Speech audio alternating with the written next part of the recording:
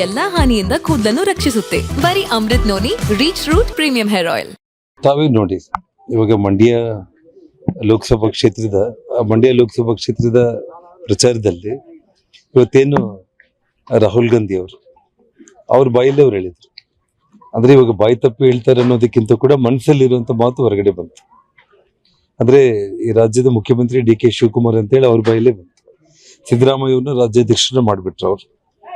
So ಹಾಗಾಗಿ ಇವತ್ತು ಎಲ್ಲಿಗೋದ್ರು ಕೂಡ ಅವರು ಅಂದ್ರೆ ಹೆಚ್ಚು ಸೀಟ್ಗಳು ಬರಬೇಕು, ಇಲ್ಲೋದ್ರೆ ಸಿದ್ದರಾಮಯ್ಯ ಅವರು ಸೀಟಿಂದ ಕೆಳಗಿಳಿಸ್ಬಿಡ್ತಾರೆ ಅಂತ ಹೇಳಿ, ಅಂದ್ರೆ ಈ ಜಾತಿ ಓಟನ್ನ ಹೊಡೆಯೋದಕ್ಕೆ ಅವ್ರೇನ್ ಪ್ರಯತ್ನ ಮಾಡ್ತಾ ಇದ್ದಾರೆ, ಆ ಪ್ರಯತ್ನಗಳು ಸಫಲ ಆಗಲ್ಲ. ಯಾಕಂದ್ರೆ ಸಿದ್ದರಾಮಯ್ಯ ಅವರು ಈ ರಾಜ್ಯದ ಮುಖ್ಯಮಂತ್ರಿ ಆಗ್ಬೇಕಂತ ಹೇಳಿ ಜನರು 5 ವರ್ಷಕ್ಕೋಸ್ಕರನೇ ಅವ್ರನ್ನ ಮುಖ್ಯಮಂತ್ರಿಯಾಗಿ ಆಯ್ಕೆ ಮಾಡಿದ್ದಾರೆ. ಆದ್ರೆ ಡಿ.ಕೆ. ಶಿವಕುಮಾರ್ ಪದೇ ಪದೇ ಎಲ್ಲಿ ಬೇಕಂದ್ರೆ ಅಲ್ಲಿ ನಾನು ಮುಖ್ಯಮಂತ್ರಿ ಆಗ್ಬೇಕು ಅನ್ನೋದು ಅವರು ವ್ಯಕ್ತಪಡಿಸ್ತಾ ಇದ್ದಾರೆ. ರಾಹುಲ್ ಗಾಂಧಿ ಅವರು ಕೂಡ ಆ ಮಾತನ್ನ ಹೇಳುವಂತದ್ದು, ಇದೆಲ್ಲ ಗೊಂದಲಕ್ಕೆ ಸ್ಪಷ್ಟವಾಗಿ ಕಾಣಿಸ್ತಾ ಇರುವಂತದ್ದು.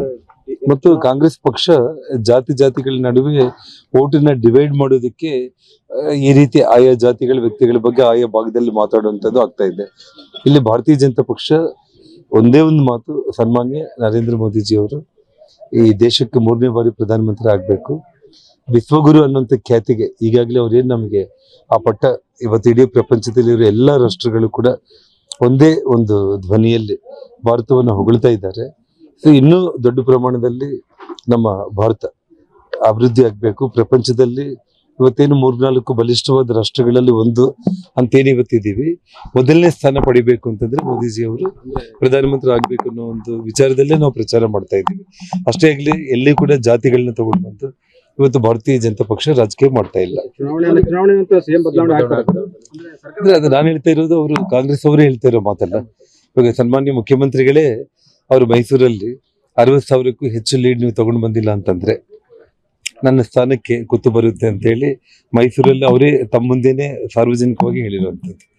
ಯಾಕೆಂದ್ರೆ ಇವತ್ತು ನನಗೊಂದು ಮಾತು ಹೇಳಿ, ಒಂದು ಮುಖ್ಯಮಂತ್ರಿ ಸ್ಥಾನದಿಂದ ಲೋಕಸಭಾ ಅಭ್ಯರ್ಥಿಗಳಿಗೆ ಗೆದ್ರೆ ಮುಖ್ಯಮಂತ್ರಿ ಸ್ಥಾನಕ್ಕೆ ಏನ್ ಸಂಬಂಧ? ಲೋಕಸಭಾ ಅಭ್ಯರ್ಥಿಗಳು ಪ್ರಧಾನಮಂತ್ರಿನ ಆಯ್ಕೆ ಮಾಡುವಂಥದ್ದು. ಸೊ ಮುಖ್ಯಮಂತ್ರಿಗೆ ಸಂಬಂಧ ಇಲ್ಲಲ್ಲ.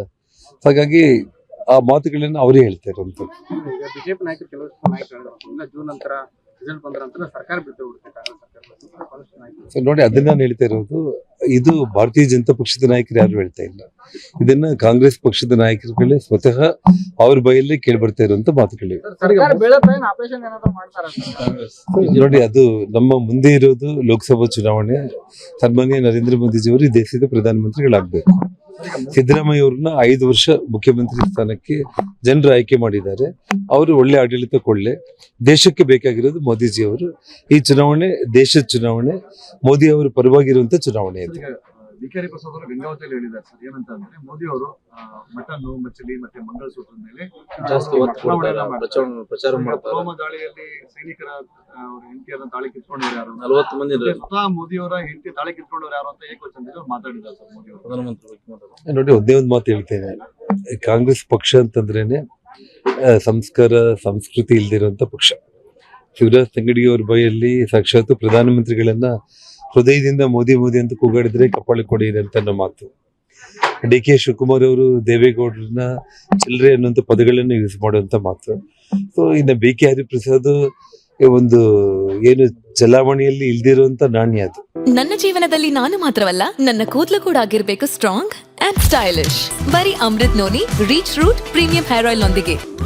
Reach root premium hair oil. ಅವ್ರ ಮಾತಿಗೆ ನಾವೇನು ಕಿಮ್ಮತ್ತು ಇರೋದಿಲ್ಲ, ಅವ್ರ ಮಾತನ್ನ ನಾವು ಲೆಕ್ಕ ಮಾಡೋ ಅವಶ್ಯಕತೆನೂ ಇಲ್ಲ.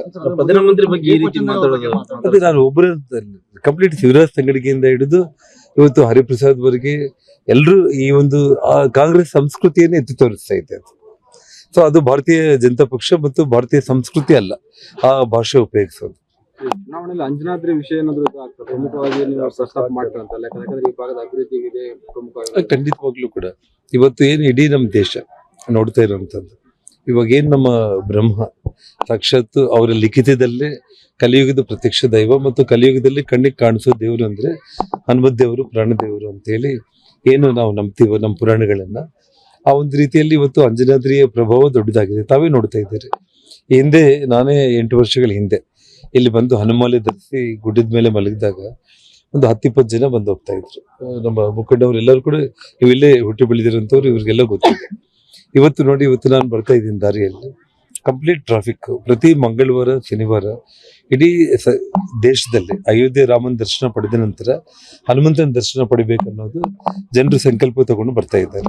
ಹಾಗಾಗಿ ಬರೋ ದಿವಸಗಳಲ್ಲಿ ಒಂದು ತಿರುಪತಿ ಅಯೋಧ್ಯೆ ಮಾದರಿಯಲ್ಲಿ 5-6 ಸಾವಿರ ಕೋಟಿಯಲ್ಲಿ ಇಲ್ಲಿ ಮೂಲಭೂತ ಸೌಲಭ್ಯಗಳು, ಯಾತ್ರಿ ನಿವಾಸಗಳು, ಪ್ರಸಾದ ನಿಲಯಗಳು ಭಕ್ತಾದಿಗಳಿಗೆ, ಮತ್ತು ಅತಿ ಹೆಚ್ಚಾಗಿ ಭಾರತೀಯ ಜನತಾ ಪಕ್ಷದ ರಾಜ್ಯ ಸರ್ಕಾರಗಳೇ ನಮ್ಮ ದೇಶದಲ್ಲಿ ಇರೋ ಕಾರಣ ಆ ರಾಜ್ಯದ ಎಲ್ಲ ಮುಖ್ಯಮಂತ್ರಿಗಳು, ಪ್ರಧಾನಮಂತ್ರಿಗಳು ಖಂಡಿತವಾಗ್ಲೂ ಕೂಡ ಈ ಭಾಗವನ್ನ ಇಡೀ ವಿಶ್ವನೇ ನೋಡುವಂತ ಒಂದು ಧಾರ್ಮಿಕ ಶಕ್ತಿ ಕೇಂದ್ರವಾಗಿ ಅಭಿವೃದ್ಧಿ ಮಾಡ್ತಾರೆ ಅನ್ನೋದು ನಾವು ಮತ್ತು ಡಾಕ್ಟರ್ ಬಸವರಾಜ್ ಅವರು ಪ್ರಮುಖವಾಗಿ ಸಾರ್ವಜನಿಕರಲ್ಲಿ. ಆ ಒಂದು ಕಾರಣಕ್ಕೆ ಬಸವರಾಜ್ ಅವರು ಗೆಲ್ಲಬೇಕು. ರಾಜಶೇಖರ್ ಹಿಟ್ನಾಳ್ ಗೆಲ್ಲೋದ್ರಿಂದ ಏನ್ ಪ್ರಯೋಜನ?